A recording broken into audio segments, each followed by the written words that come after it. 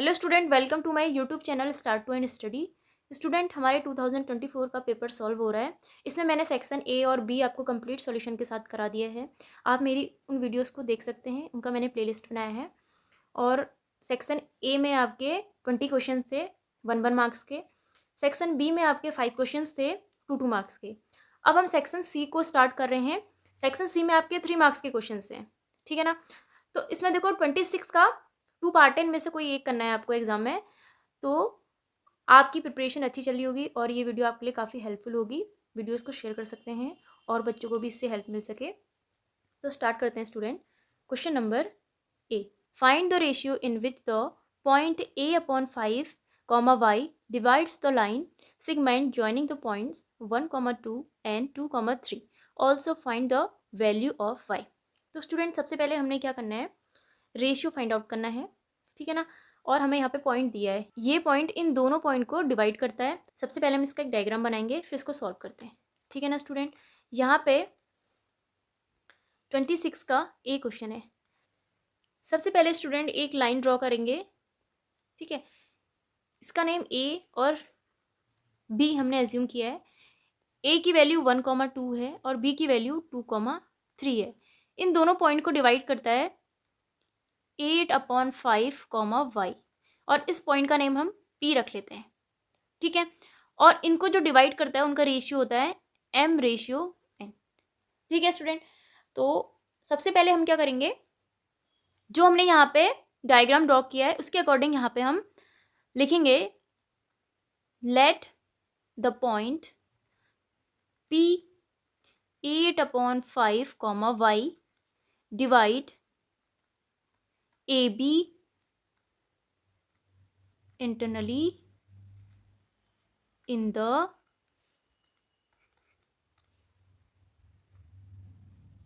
Ratio m ratio n, ठीक है। तो स्टूडेंट, आपने सेक्शन फॉर्मूला पढ़ा होगा। सबसे पहले मैं फॉर्मूला लिख रही हूँ x कोऑर्डिनेट के लिए, ठीक है। तो हम क्या करेंगे यहाँ पे, फॉर x कोऑर्डिनेट फॉर्मूला होता है mx2 plus nx1 upon m plus n, ठीक है। इक्वल टू में x कोऑर्डिनेट की बात करें तो यहाँ पे x की वैल्यू क्या है, ये x और y है, इक्वल टू 8/5 आ जाएगा स्टूडेंट, ठीक है। अब हम वैल्यू पुट कर लेते हैं यहाँ पे, ठीक है। यहाँ पे a और b के पॉइंट पे ये आपका x1 है, ये आपका y1 है, और ये x2 है, ये y2 है। तो वैल्यू पुट कर लेंगे इसके अकॉर्डिंग, सब्स्टिट्यूट। m तो ऐसे ही रहेगा क्योंकि m तो रेशियो है, और x2 की वैल्यू आपके पास इंटू 2 है, ठीक है। अगर ऐसे नहीं लिखना है तो आप इसको ऐसे ब्रैकेट में भी लिख सकते हैं, ये प्लस n x1 की वैल्यू आपकी 1 है upon m plus n equal to 8/5 आ जाएगा स्टूडेंट, ठीक है। अब इसको सॉल्व करेंगे, इसके रेशियो को। तो क्रॉस मल्टीप्लिकेशन करके हम सॉल्व कर सकते हैं। पहले इसको ठीक लिखेंगे, 2m plus n upon m plus n equal to 8/5। अब इसका क्रॉस मल्टीप्लिकेशन करेंगे, क्रॉस मल्टीप्लाई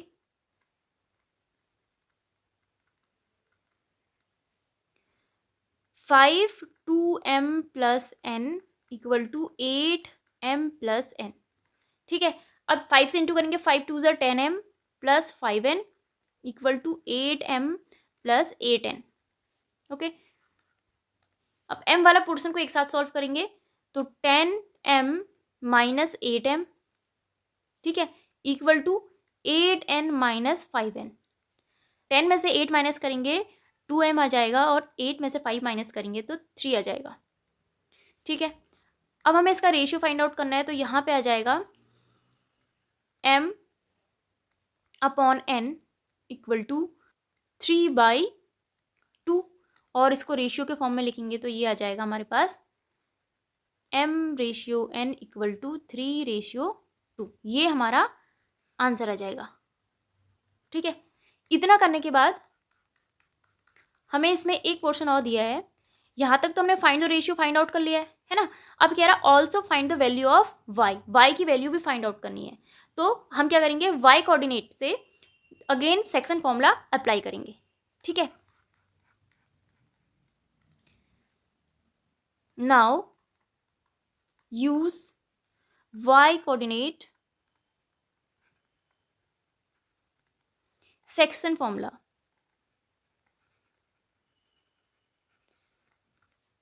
यहाँ पे आ जाएगा y equal to my2 plus ny1 upon m plus n। Student यहाँ पे इसको करने के बाद हम m और n और y2 और y1 की वैल्यू पुट कर सकते हैं, क्योंकि हमारा m और n की वैल्यू 3:2 आया है और y2 और y1 की वैल्यू हमारे पास यहाँ से y1 की वैल्यू 2 है और y2 की वैल्यू 3 है, ठीक है ना। तो यहाँ पे आ जाएगा y इक्वल टू m की वैल्यू 3 है और y2 की वैल्यू कितनी है स्टूडेंट, 3 थी, प्लस n की वैल्यू 2 है और y1 की वैल्यू 2 आ जाएगी, अपॉन m की वैल्यू 3 और n की वैल्यू 2। इसको सॉल्व करेंगे, y इक्वल टू 3 3 ज़ा 9 प्लस 2 2 ज़ा 4 अपॉन 3 प्लस 2 5 आ जाएगा, इक्वल टू यहाँ पे वैल्यू हो जाएगी 9 प्लस 4 13 अपॉन 5। तो स्टूडेंट y की वैल्यू हमारे पास y इक्वल टू 13/5 आ गया। तो ये क्वेश्चन आपका कंप्लीट सॉल्व हो चुका है। तो इस क्वेश्चन को आपने ऐसे सॉल्व करना है, सेक्शन फॉर्मूला आपने लर्न करना है सबसे पहले, ठीक है। इसके लिए भी यहाँ पे क्या लिखोगे, सेक्शन फॉर्मूला, ये भी सेक्शन फॉर्मूला। तो ये कोऑर्डिनेट ज्योमेट्री से आपका क्वेश्चन आया है और ये आता ही आता है, ठीक है ना स्टूडेंट। तो उसको आप लर्न करेंगे, इस क्वेश्चन को, ये इंपॉर्टेंट है काफ़ी आपका, तो इस क्वेश्चन को आप देख लेंगे। नेक्स्ट क्वेश्चन है student B part, ABCD is a rectangle formed by the points A -1, -1, B -1, 6, C 3, 6 and D 3, -1. P, Q, R and S are midpoints of side AB, BC, CD and DA respectively. Show that the diagonals of the quadrilateral PQRS bisect each other. तो student यहाँ पे सबसे पहले हम diagram बनाएंगे एक rectangle का और उसके पॉइंट्स आपको गिवन है, PQRS इसका मिड पॉइंट है और हमें सॉल्व करना है, इसको प्रूव करके लेके आना है कि PQRS जो कोऑर्डिनेटर है वो बाइसेक्टर ईच अदर, ठीक है ना, उन डायगोनल्स का। तो स्टूडेंट इसको हम पहले इसका डायग्राम बनाएंगे। 26 का बी क्वेश्चन है,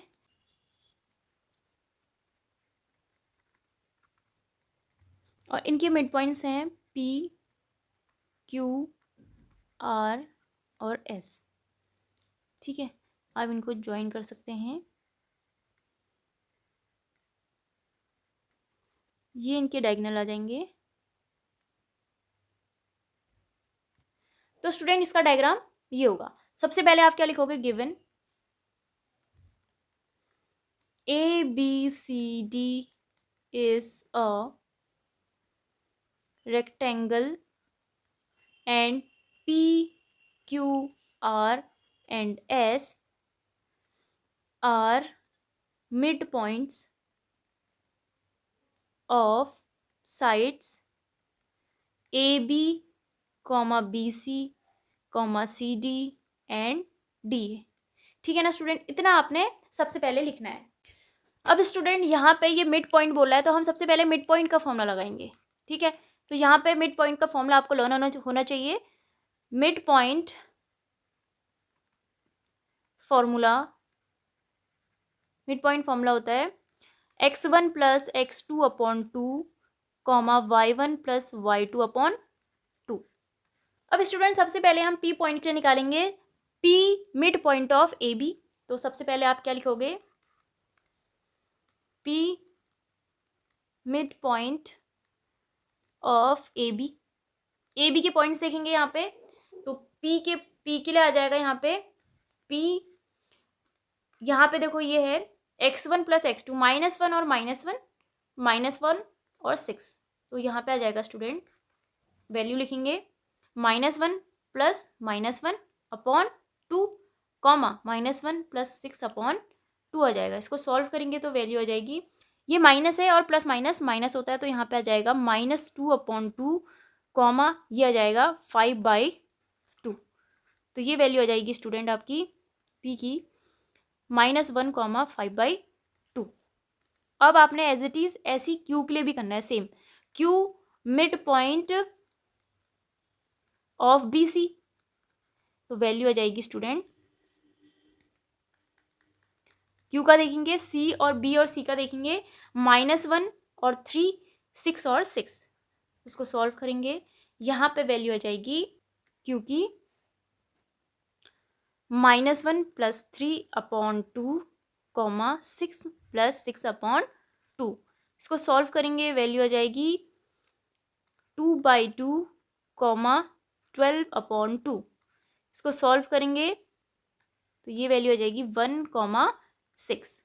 ठीक है ना स्टूडेंट। अब आपने क्यू के बाद क्या करना है, आर के लिए, R mid point of C D. C D के पॉइंट देखेंगे यहाँ पे, सी डी के पॉइंट है स्टूडेंट हमारे पास 3,3, 6 और -1। तो इसको क्या लिखेंगे हम यहाँ पे, 3 + 3/2 कॉमा 6 + -1/2। इसको सॉल्व करेंगे तो ये आ जाएगा 6/2 कॉमा 5/2। सॉल्व करेंगे यहाँ पे आर की वैल्यू आ जाएगी 3,5/2 आ जाएगा स्टूडेंट। ठीक है। नेक्स्ट हम एस को लेंगे, S mid point of D A. तो यहाँ पे डी के पॉइंट हो जाएंगे स्टूडेंट, डी और ए के 3, -1, -1 और -1। तो इसको कैसे लिखेंगे हम यहाँ पे, 3 + -1/2 कॉमा -1 + -1/2। अब इसको सॉल्व करेंगे, यहाँ पे वैल्यू आ जाएगी 2/2 कॉमा -2/2। इसको सॉल्व करेंगे तो एस की वैल्यू आ जाएगी 1, -1। तो स्टूडेंट हमारे पास पी क्यू आर एस के सारे पॉइंट्स आ गए। अब हमें क्या करना है, यहाँ पे क्वेश्चन में बोला था diagonals of the quadrilateral P Q R S bisector each other. तो इसके डायगनल्स हैं हमारे पास, देखो डायगनल्स कौन कौन से हैं हमारे पास, पी आर और एस क्यू, 2 डायगनल्स हैं। इन 2 डायगनल्स का मिड पॉइंट निकालेंगे, क्योंकि हमारे पास पी क्यू आर एस सारे पॉइंट आ गए। तो हम क्या करेंगे, सबसे पहले पी आर का मिड पॉइंट निकालेंगे, क्योंकि पी आर क्या है, एक डायगनल है। ठीक है ना स्टूडेंट। तो सबसे पहले आप क्या लिखोगे यहाँ पे, डायगनल डायगनल पी आर। ठीक है। यहाँ पे क्या लिखोगे, mid point of P R. ठीक है ना स्टूडेंट। तो P और R के पॉइंट्स क्या है हमारे पास, P के पॉइंट है -1, 5/2। तो मैं यहाँ पे लिख रही हूँ P का पॉइंट है -1, 5/2 और R का पॉइंट हमारे पास है 3, 5/2, 3, 5/2। तो स्टूडेंट यहाँ पे हम सॉल्व करेंगे, -1 + 3/2 आ जाएगा, कॉमा यहाँ पे आ जाएगा 5/2 + 5/2/2। ठीक है। इसको सॉल्व करेंगे तो वैल्यू आ जाएगी